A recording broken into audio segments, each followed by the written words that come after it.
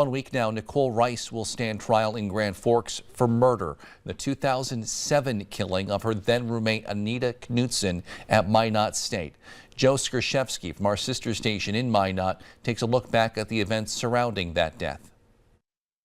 The early June 2007 day began like any other in Minot and for those working in the KMOT newsroom, including former news director Nick Dreyer, who was assigning out stories to reporters. But the day quickly took a turn. We got a report, I don't even remember how, about a situation that the police were surrounding an apartment or at an apartment by the MSU campus. He assigned the story to former KMOT reporter Kristen Bean. And she went out there and found out it was there was someone that was murdered. According to the Associated Press, Knutson's father had come back to check on his daughter yesterday. They say the father and the landlord entered Anita's apartment and found her dead. Police would later hold a press conference confirming the death of Anita Knutson, an 18-year-old student at Minot State.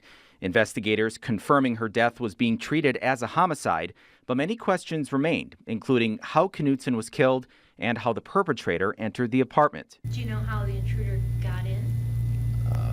It's still an open investigation. We're not going to answer that question at this time. Dreyer noted the unusual nature of the crime. She had lots of friends, she was well liked, and it was just a very odd murder for a community like this. Those sentiments echoed by the people of Anita's hometown of Butte in 2007, who gathered to honor her. When the news of Anita's murder made its way through the close-knit community, everyone felt the loss. Anita was the most, when my grandchildren started on the bus, they were scared and she was there to help them, and they just adore her. She was the prettiest flower in a field of flowers. She was the nicest person I knew. But over time, the case would go cold, leaving a family and a community searching for answers.